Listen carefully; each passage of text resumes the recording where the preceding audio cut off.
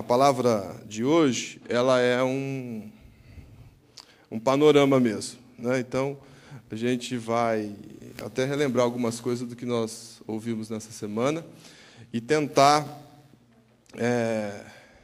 encontrar aquilo que seja o pensamento central das Escrituras, que é o reino de Deus, né? O reino de Deus é uma chave que abre para a gente entender as Escrituras. O nosso trabalho aqui é encaixar a última semana de Jesus com os seus discípulos, que está registrado nos Evangelhos, mas, assim, em intimidade, ela está dos capítulos 12 a 17. Então, 12 a 17, eu imagino, para a gente entender o que é esse tempo, imagina que Jesus vem falando com eles ao longo de 3 anos e meio, e na última semana ele condensa tudo que ele falou, de uma forma concentrada, não é? E ainda acrescenta algumas coisas que ele não tinha falado. É uma forma da gente olhar para essa parte da Bíblia, do 12 a 17 de João.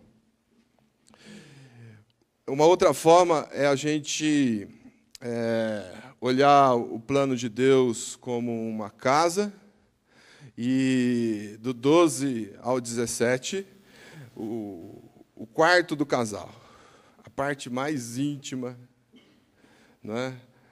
Os segredos, os mistérios estão ali naquele período de Jesus com os discípulos. O 12 a 17 de João, esses 6 capítulos, eles são a base para a epístola aos Efésios e para a carta aos Colossenses. Então, a carta de Paulo aos Efésios é a rainha das cartas do apóstolo Paulo. É a carta mais profunda de Paulo. E ele vai escrever aos Efésios já no final do seu ministério. É uma carta preciosa. E ele mesmo, à medida que escreve, né, vai se extasiando, vai se maravilhando daquilo que ele está escrevendo. E Colossenses é o mesmo assunto da carta aos Efésios, com algumas diferenças, mas elas são semelhantes, Efésios e Colossenses. Então, esse assunto aqui, a unidade mística do corpo com Cristo, nas Escrituras, estão nesse período do Evangelho de João, aí nessa parte do 12 a 17, na carta aos Efésios e na carta aos Colossenses. E a manifestação disso, né, está um pouco nas palavras de João e no livro de Apocalipse, a consumação disso tudo. Bom, mas antes de nós falarmos dessa unidade mística do corpo com Cristo, a gente vai voltar um pouco nas Escrituras para a gente encaixar isso aqui dentro do plano geral de Deus. E então nós vamos abrir lá em Ezequiel, no capítulo 37.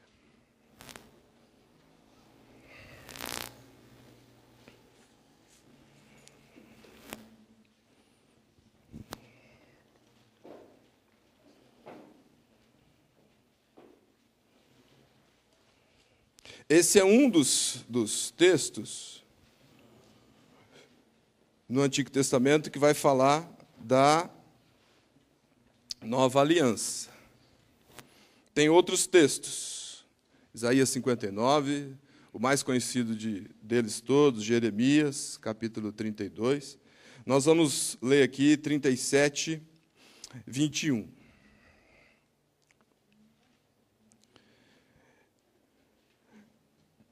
Diz-lhe, pois, assim diz o Senhor Deus: eis que eu tomarei os filhos de Israel de entre as nações para onde eles foram, e os congregarei de todas as partes e os levarei para a sua própria terra. Farei deles uma só nação na terra, nos montes de Israel, um só rei será rei de todos eles. Nunca mais serão duas nações, nunca mais para o futuro se dividirão em dois reinos. Nunca mais se contaminarão com os seus ídolos, nem com as suas abominações, nem com qualquer das suas transgressões. Livrá-los-ei de todas as suas apostasias em que pecaram, e os purificarei. Assim eles serão o meu povo, e eu serei o seu Deus. Preste atenção nessa frase, que é o propósito da aliança. Deus ser Deus sobre o povo, e o povo ser povo de Deus. O meu servo Davi reinará sobre eles todos. Eles terão um só pastor, andarão nos meus juízos, guardarão os meus estatutos e observarão. Habitarão na terra que dei ao meu servo Jacó, na qual vossos pais habitaram. Habitarão nela, e ele e seus filhos, e os filhos dos seus filhos para sempre. E Davi, meu servo, será o príncipe eternamente.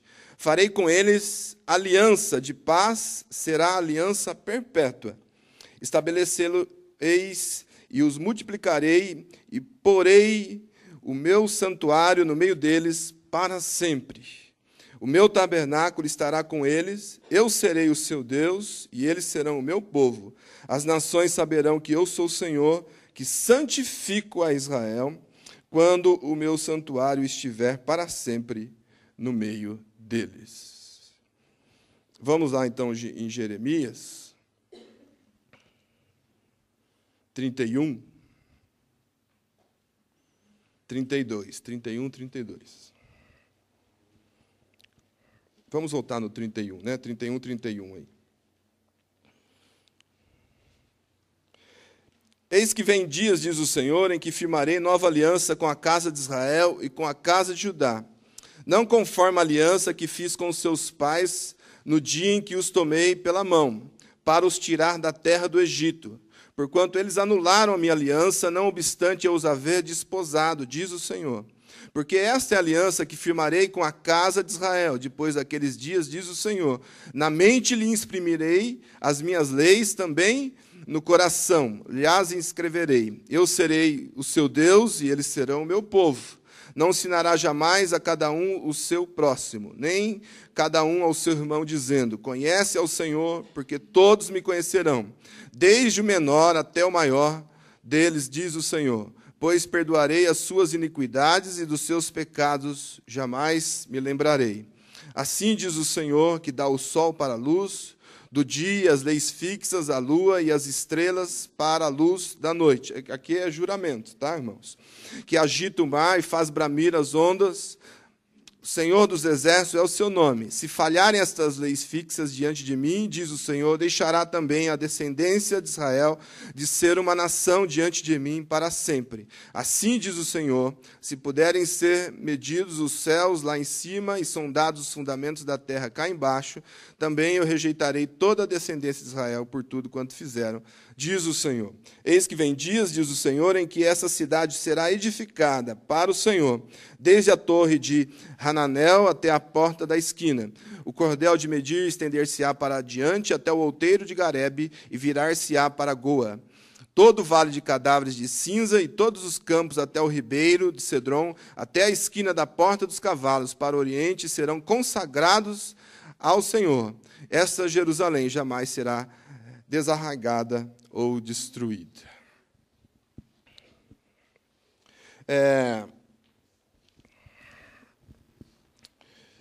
Para se ter o reino de Deus, que é o propósito da aliança, né?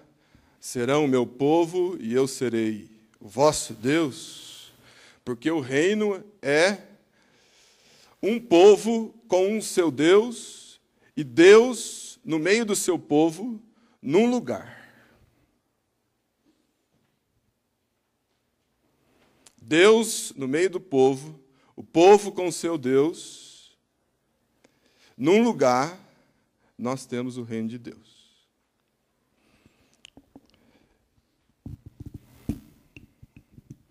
Então, esse tripé aí nos ajuda depois a nós chegarmos nessa parte. Então, Deus e o povo.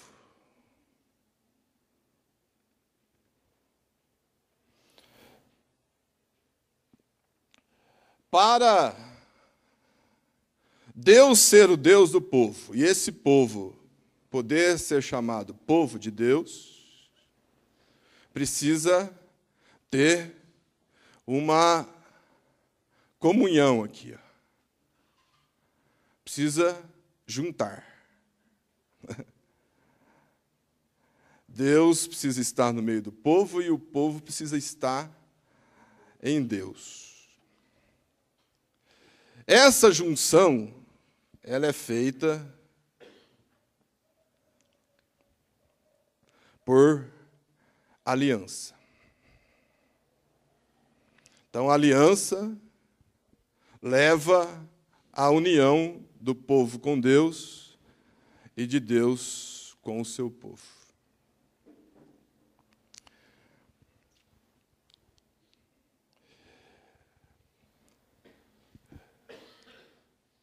Deus chamou Abraão.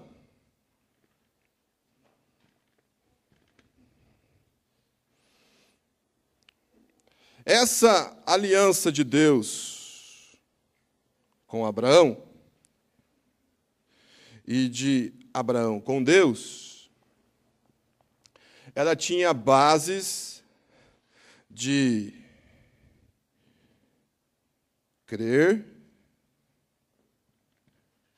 e obedecer. Se você quiser resumir isso aqui, obediência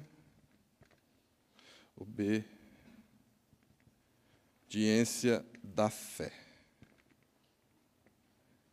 Ou obediência por crer.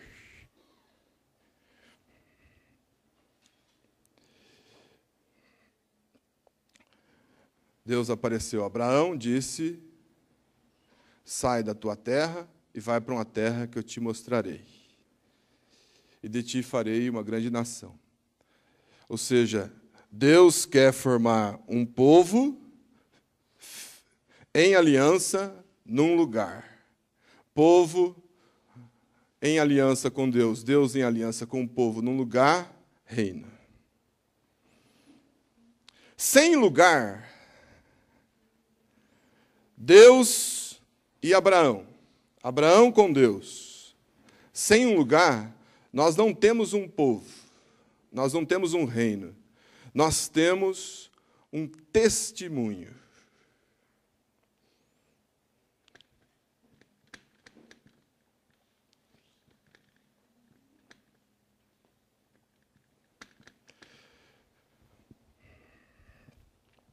E esse testemunho, se está acontecendo a aliança, esse testemunho é dado pelas duas partes. Então, Deus vai testificar a respeito de Abraão quem ele é.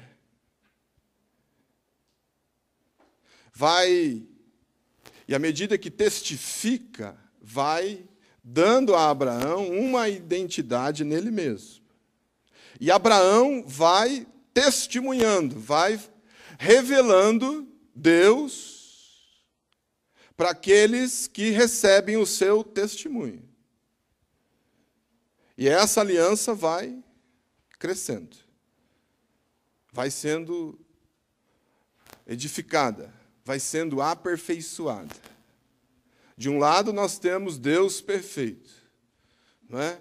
Que vai se revelando progressivamente. E do outro lado, nós temos o homem, que vai tendo revelação, e à medida que tem revelação, vai vivendo por esta palavra revelada, que ele está crendo e obedecendo. Deus, Abraão, aliança da obediência, da fé, e a gente tem um testemunho agora na terra a respeito de Deus, e a gente tem um testemunho de Deus a respeito de Abraão.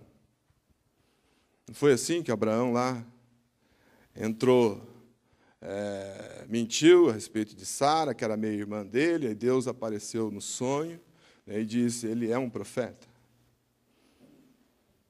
Não é?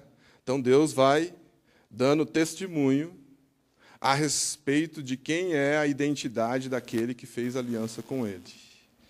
E nós, e no caso aqui Abraão, vai dando testemunho a respeito de Deus.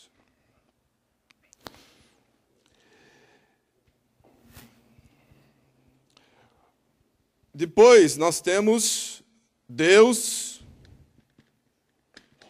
e Moisés. Em Moisés, a gente já tem uma nação, a gente já tem um povo grande. Em Moisés, e para Moisés, Deus dá lei e liturgia. Lei e culto.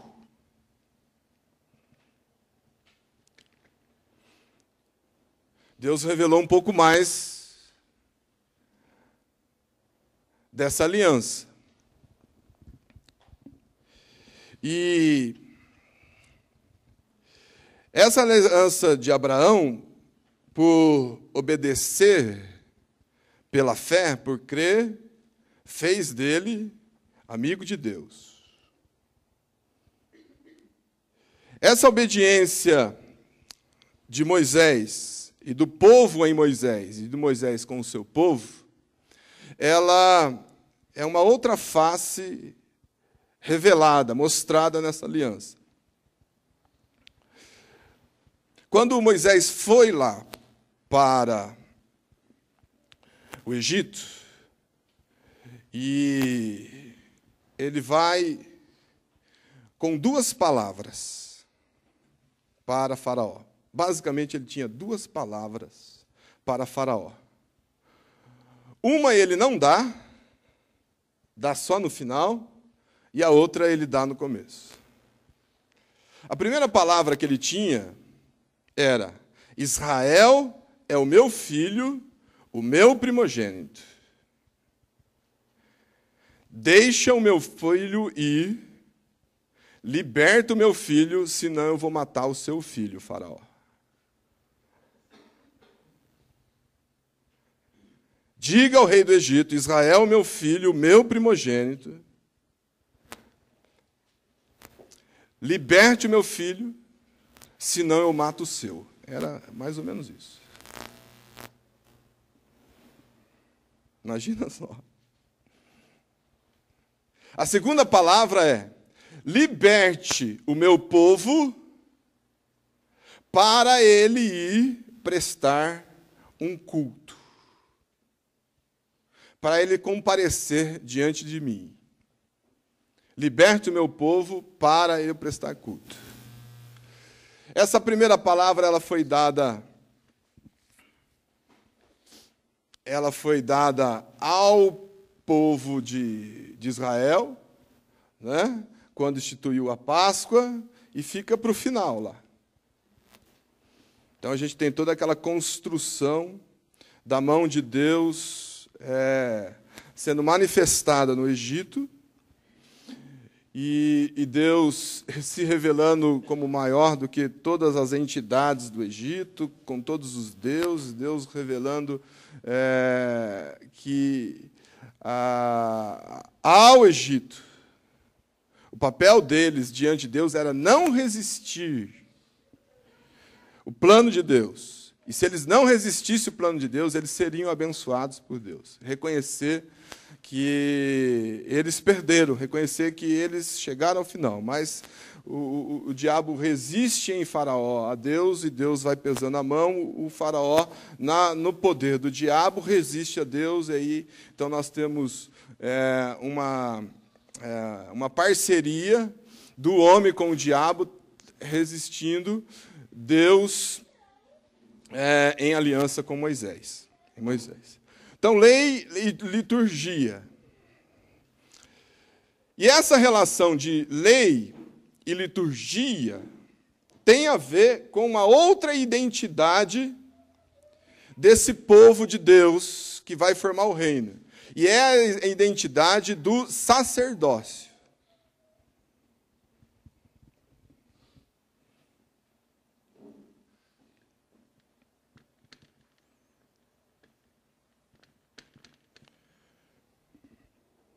Israel é, para mim, um reino de sacerdócio. E o Apocalipse termina lá dizendo que constituiu reino e sacerdotes. O sacerdócio, basicamente, ele, no seu relacionamento com Deus, ele precisa conhecer os caminhos de pedir perdão a Deus. Sacerdócio, lei e liturgia. Lei que revela a nossa natureza distante à natureza de Deus. Liturgia, todo o processo de construção para alcançarmos o perdão de Deus. Todo o processo de redenção está dado e vai sendo mostrado para Moisés na casa. Quando aquela mulher samaritana pergunta para Jesus aonde é o lugar de adoração, basicamente ela está perguntando aonde é o lugar aonde Deus aceita o pedido de perdão.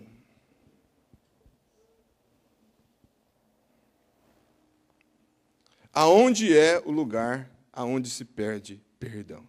Os nossos pais ensinaram que é neste monte que se adora a Deus. Mas os judeus das tribos do sul dizem que é em Jerusalém. E Jesus diz: a salvação vem dos judeus. O Salvador vem dos judeus. A mensagem de perdão vem dos judeus. A mensagem de redenção vem dos judeus. E o Senhor e Deus procura adoradores que peçam perdão em espírito e em verdade. E essa é a primeira consciência que o povo de Deus, ou do povo que quer se tornar povo de Deus, precisa ter a consciência de que ele é perdido. A consciência de que somos perdidos. Essa é a primeira consciência. Marcos 1,15, arrependei-vos e crede no Evangelho.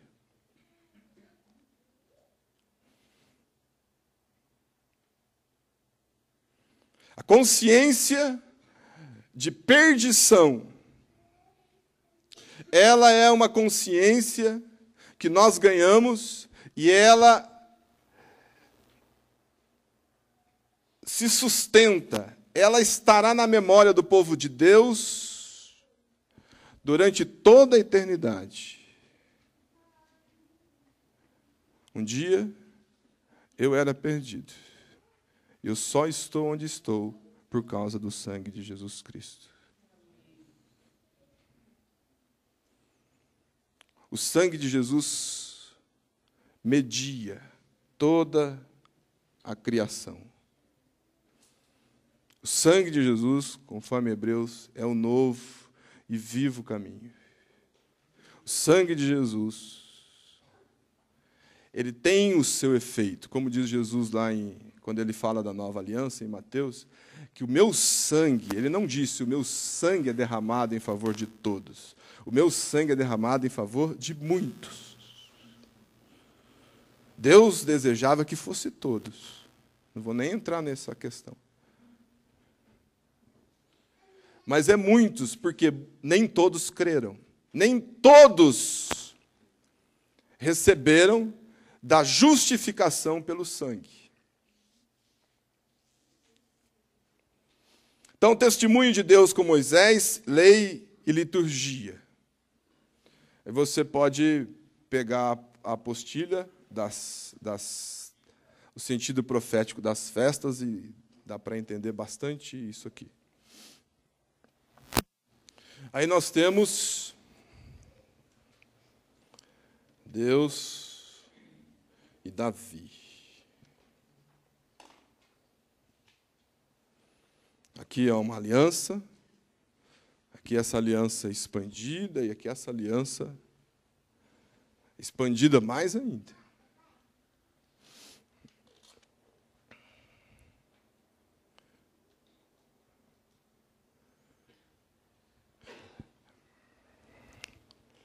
Em Davi nós temos a comunhão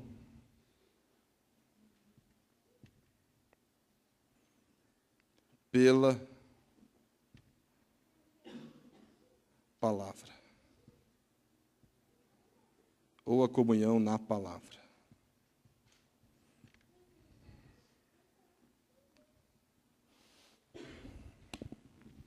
Se você ler o Salmo 119, e faça um dia uma peregrinação pelo Salmo 119.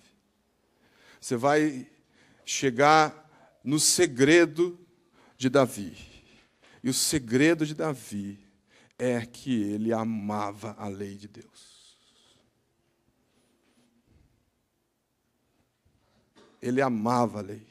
E o maior salmo que ele escreveu sobre a palavra. Eu vou ler só um pedacinho disso aqui para você, só um pedacinho.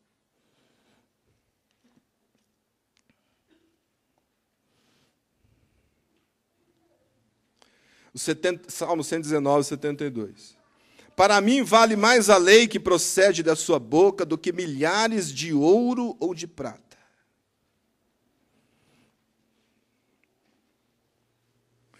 (92) 92, não fosse a tua lei ter sido o meu prazer, há muito tempo eu teria perecido na minha angústia.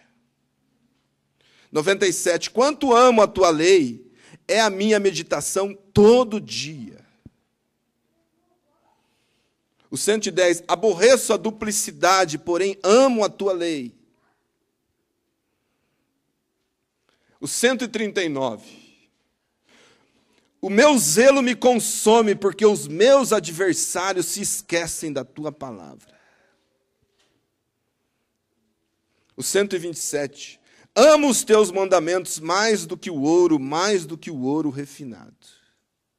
O 105, que a gente conhece bem, lâmpada para os meus pés é a tua palavra e luz para os meus caminhos.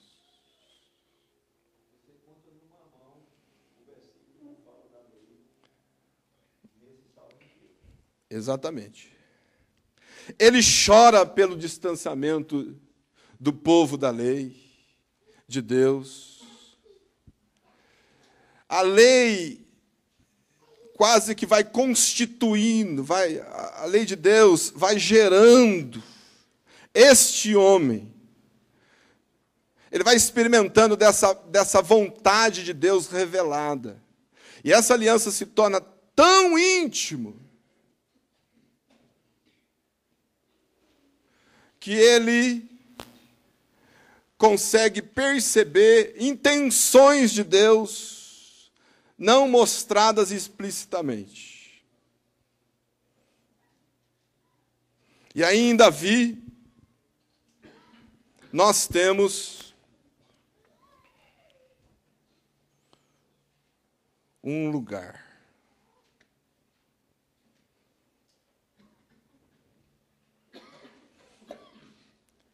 E Davi vai influenciando a sua geração, a sua nação, vai organizando as coisas. Ele olha para essa planta dada aqui, ele olha para esse caráter revelado aqui, e ele vai restaurando as coisas conforme Deus quer. Por isso que ele é chamado um homem conforme o coração de Deus. E ele edifica Jerusalém. Quem ouviu as ministrações do Asher, o local aonde Abraão levou Isaque para ser sacrificado, naquele lugar que Deus tinha falado, porque Abraão ele vem e ele habita mais no norte. Daí Deus tira Abraão do norte e vou te levar a um lugar que só eu conheço.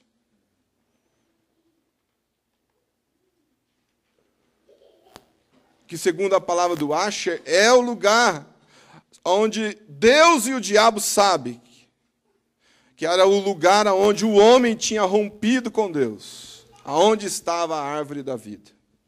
E é a partir daquele lugar que Deus reconstrói, começa a reconstruir o seu plano de estabelecer o seu reino na terra. E quando Davi edifica Jerusalém, ele diz: eu porei o meu nome para sempre neste lugar.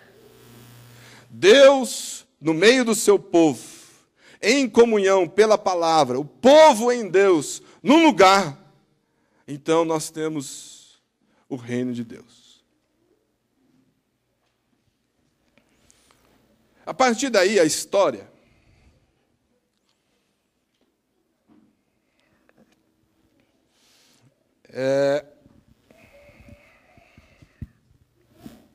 ela caminha mais ou menos assim.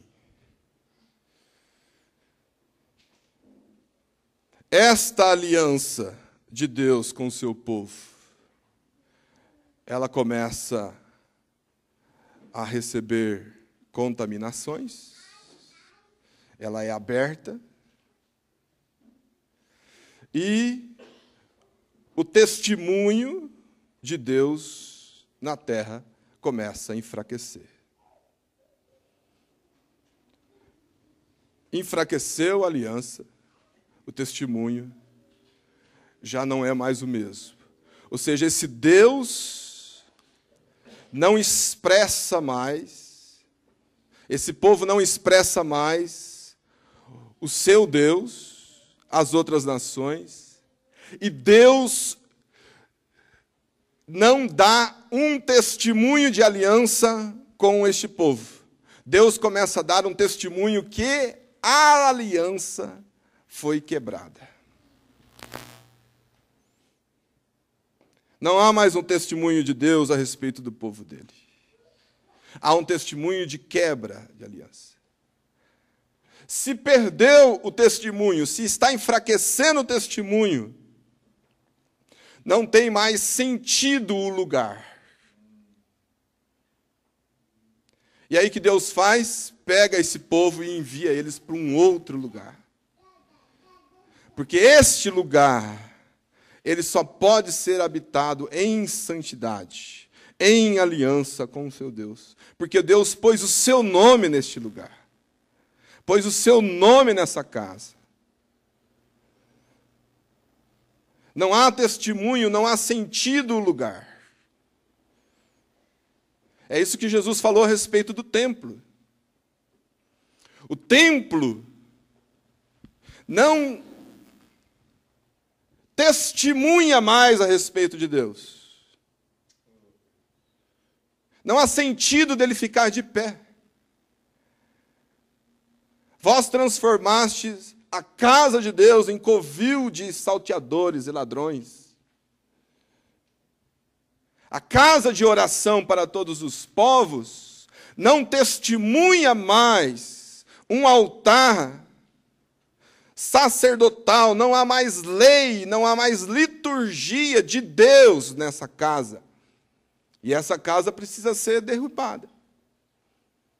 Porque ela é só um símbolo de um passado que foi vivo e mostra um presente morto.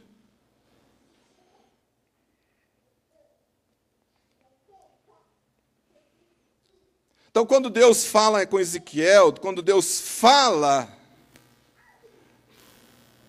com Jeremias a respeito da nova aliança, Deus fala da aliança. Em Jeremias, ele diz: escreverei a minha lei nos corações e na mente. Ou seja, será gravado na memória e será gravada nas intenções, no centro da vida do homem. Para quê? A lei estará escrita nos corações, para que Deus seja o Deus desse povo, e o povo, novamente, possa ser chamado de povo de Deus. E o povo sendo chamado de povo de Deus, e Deus sendo o Deus desse povo, nessa aliança, nós temos um testemunho da terra. Mas Deus, quando Ele fala no Velho Testamento da nova aliança, Ele sempre fala de lugar. Em todos os textos é impressionante isso. Congregarei-os de volta para este lugar. Não haverá mais divisão. Será um único povo, não terão mais dois reis. E a casa de Davi, e o trono de Davi, reinará para sempre. Deus e o seu povo em Deus, com o seu Deus, Deus habitando no seu povo, e o seu povo habitando com Deus neste lugar, nós temos o reino de Deus.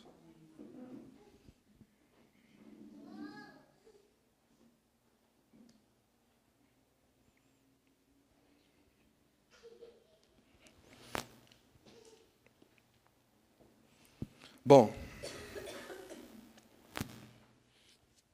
agora eu vou apagar aqui, tá, para fazer uns outros gráficos.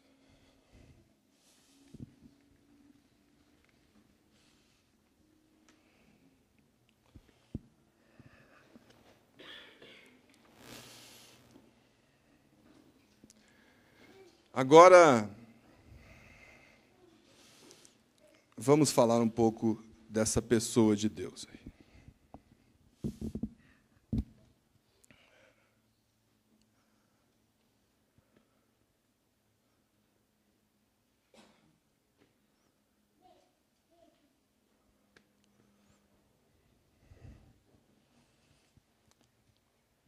Pessoa de Deus.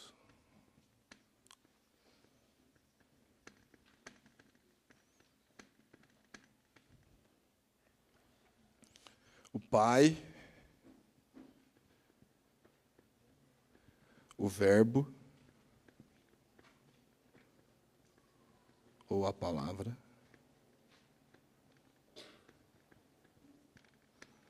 e o Espírito.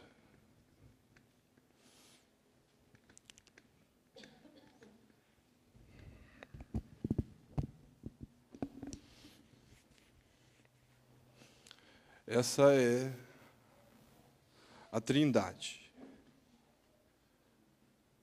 que existe numa única natureza. A gente ouviu um pouquinho sobre isso essa semana, em três pessoas: o Pai, o Verbo e o Espírito Santo.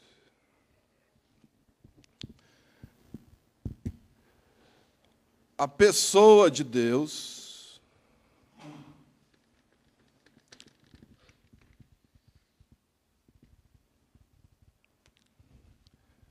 na encarnação.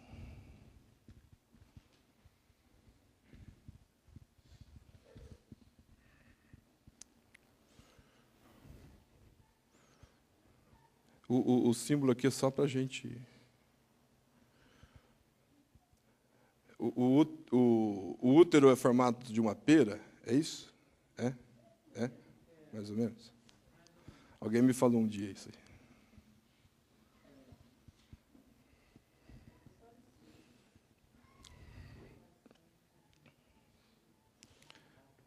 O Pai,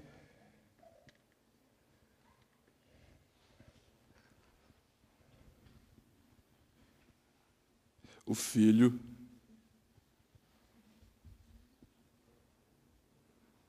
de Deus.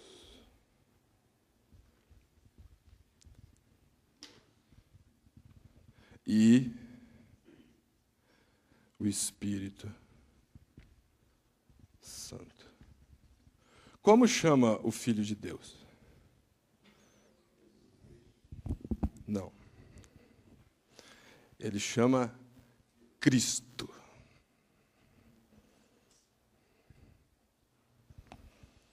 Eu vou explicar, tá? Tu és o Cristo. Tu és o ungido, o Filho do Deus vivo.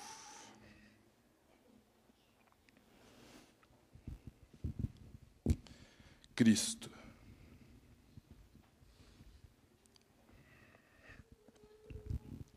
Deus. Me desculpe, mas essa foi o melhor jeito de eu explicar isso aqui. Eu acho que tem melhor.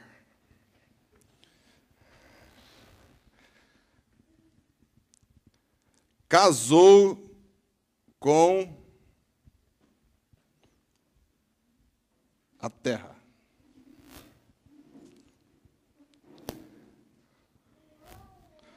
Com algo tirado da terra.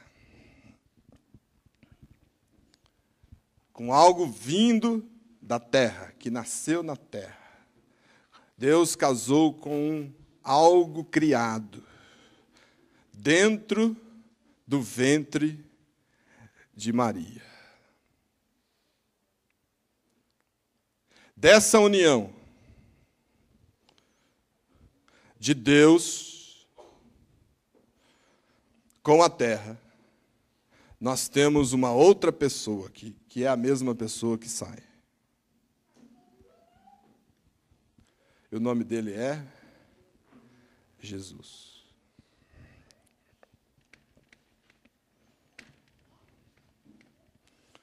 Jesus, que Lucas e ele mesmo chama de Filho do Homem.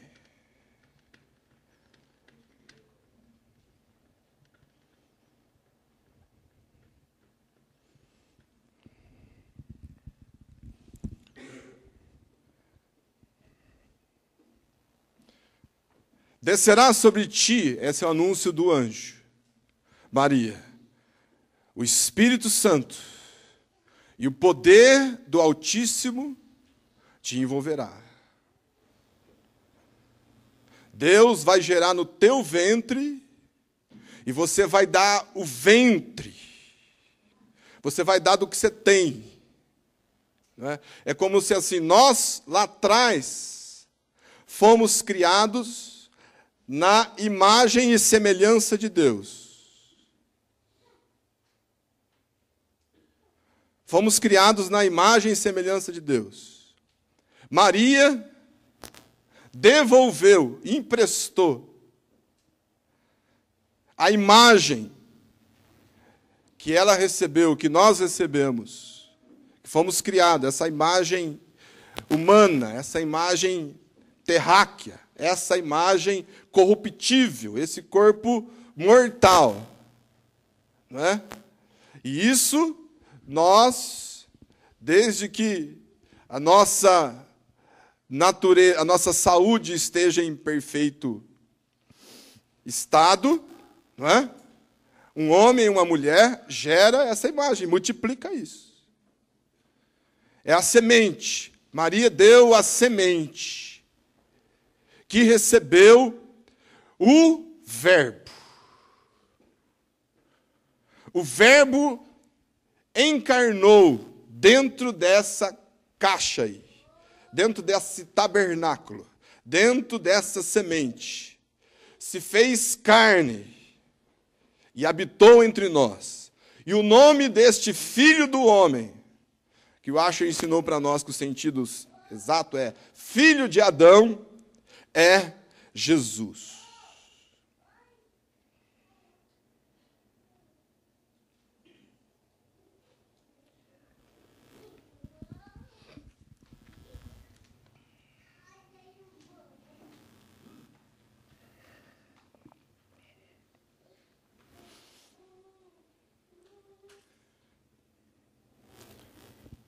A igreja, na história,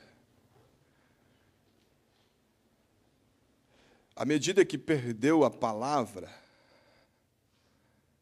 a primeira coisa que a igreja perdeu foi a revelação de Cristo.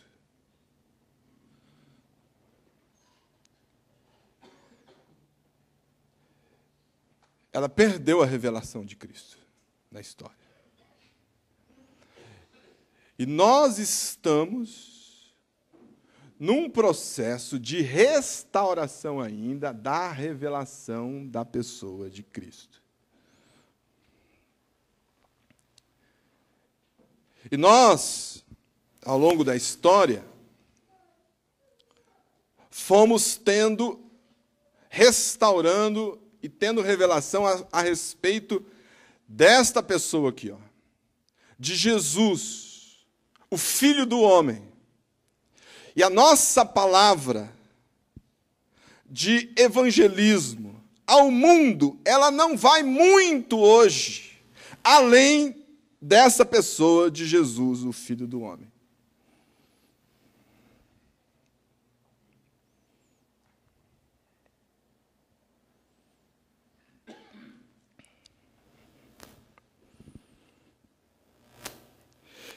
Em Jesus, no Filho do Homem,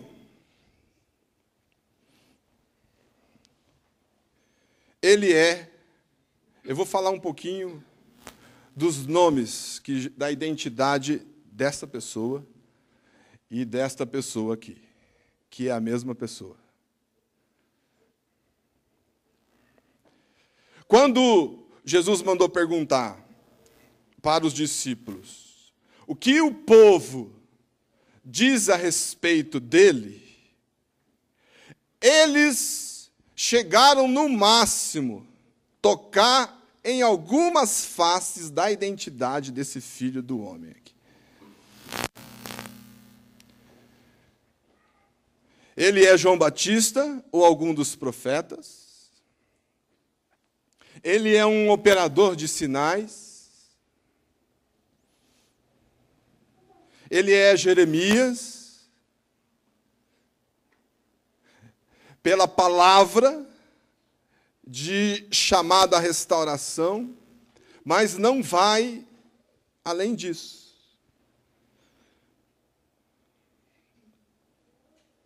Porque, naturalmente, a gente consegue só chegar aí mesmo. Nisto aqui que a teologia chama de o Jesus histórico.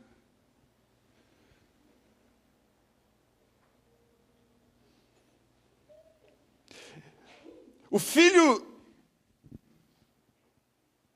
Jesus, sem esta revelação, sem esse entendimento, ele fica individualista na mensagem. Ele não é individualista, mas ele fica fora da Trindade, fora da sua identidade. Só vemos o aspecto visível. Tira Cristo, tira Jesus e esquece que ele está dentro desta existência aqui. A mensagem e o testemunho fica individualista, enfraquecido. Vai até um certo ponto, mas não tem como passar daquele ponto. Recebemos alguns sinais dele, algumas manifestações de poder entre nós, recebemos algumas revelações dos seus ensinos. Os ensinos de Jesus não são muito difíceis de entender. A lei de Jesus não é muito difícil de entender. Qualquer homem entende, pelo menos conceitualmente. Praticar é uma outra questão. Mas ele é o Cristo de Deus.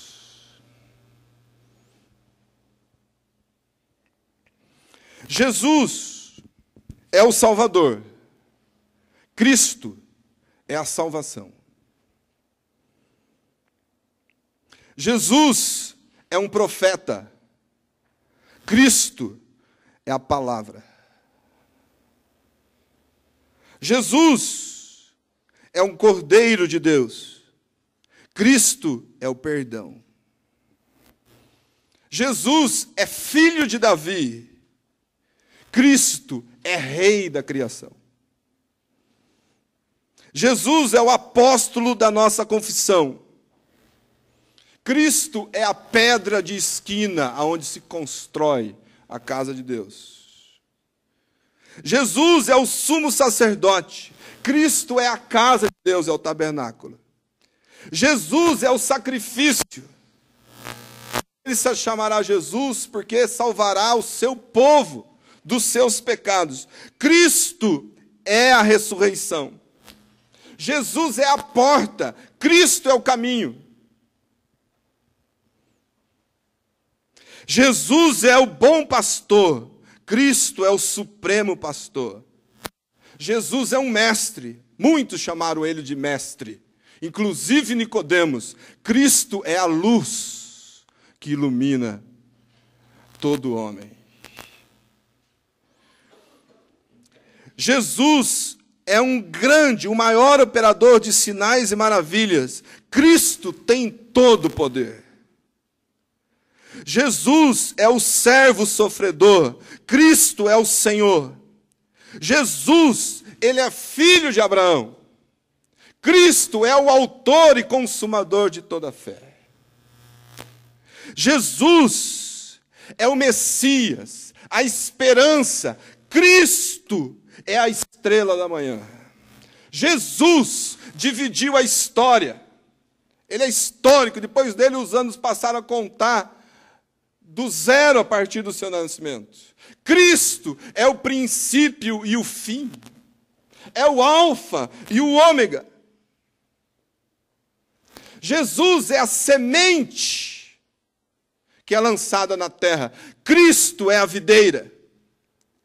Jesus é o grão que morre. Cristo é a vida. Jesus é um testemunho perfeito em aliança com Deus. Cristo é a verdade.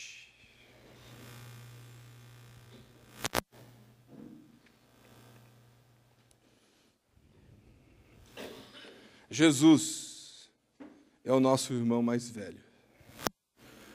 Cristo é o cabeça da igreja, a família de Deus.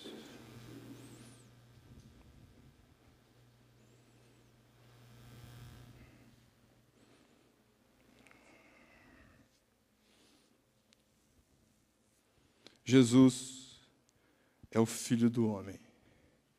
Cristo é o Filho de Deus.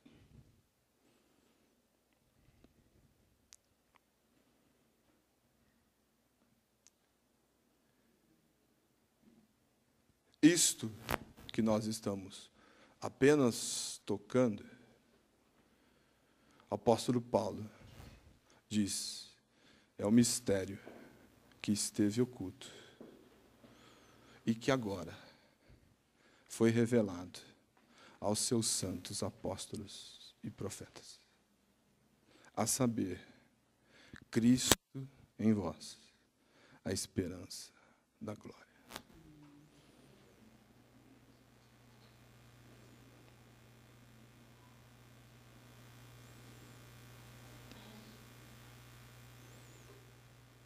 Como esses homens que tiveram a revelação falavam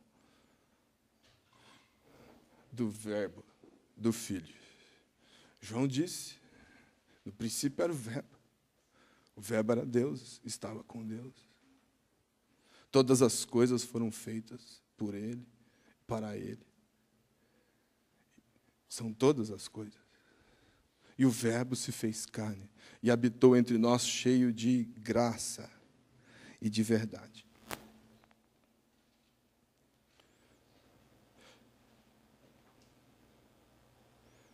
Abra capítulo 1 de Efésios. Não, depois. Abra capítulo 1 de Colossenses.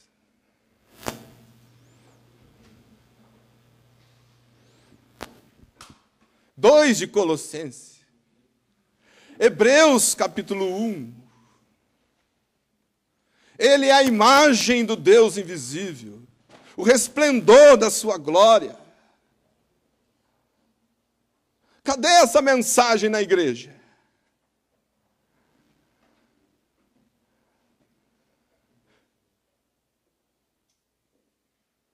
Cadê a palavra de Cristo na igreja?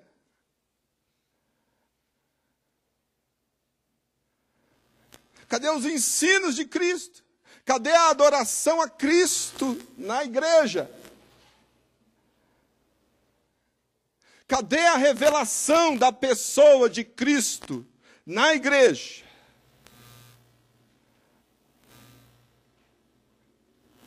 A igreja tem muito pouco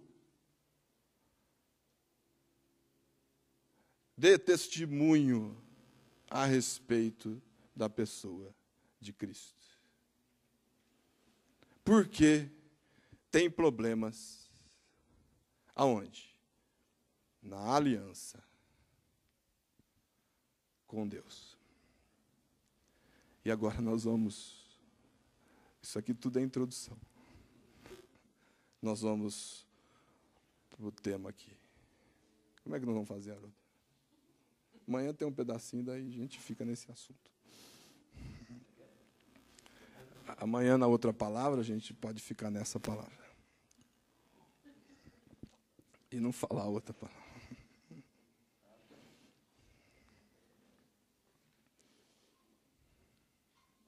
Bom, abra a tua Bíblia, então, agora, lá em Evangelho de João. No capítulo 14.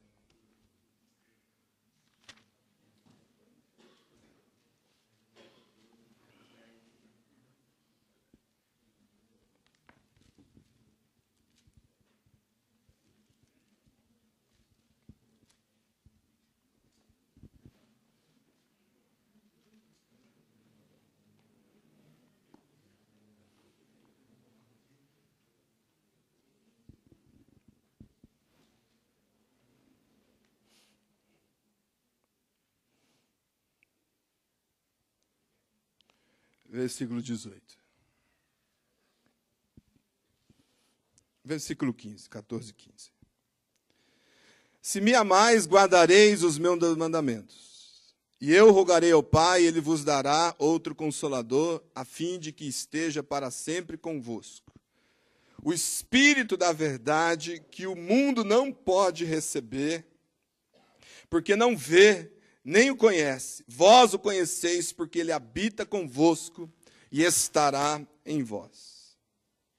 Não vos deixarei órfãos, voltarei para vós, outros. Ainda por um pouco, e o mundo não me verá mais. Porém vós me vereis, porque eu vivo, e vós também vivereis. Naquele dia, vós conhecereis que eu estou em meu Pai, e vós em mim, e eu em vós. Aquele que tem os meus mandamentos e os guarda, esse é o que me ama, e aquele que me ama será amado por meu Pai.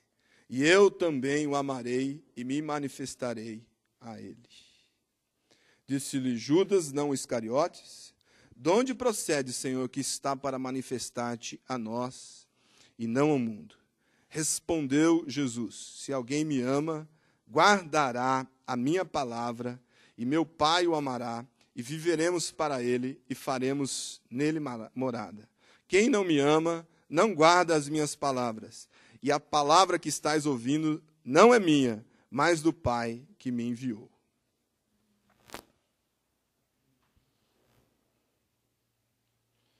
Bom, esse texto aí, ele é famoso porque Filipe pergunta para Jesus, pede para Jesus mostrar o Pai. Com quem que Filipe estava conversando? Estava conversando com esse homem aqui, o Filho do Homem. Era o máximo. Aí Jesus disse para ele: há tanto tempo eu estou convosco, como você faz uma pergunta dessa? Como que você diz, mostra-me o Pai?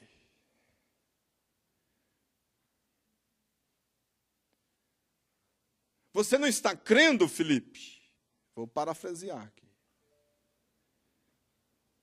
Creia ao menos por causa das mesmas obras. Creia ao menos por causa das obras que são manifestadas em mim, feitas por mim, ou seja, essas obras que o Filho do Homem está fazendo. Estas obras que o Filho do Homem está fazendo só pode ser feita pelo Filho de Deus.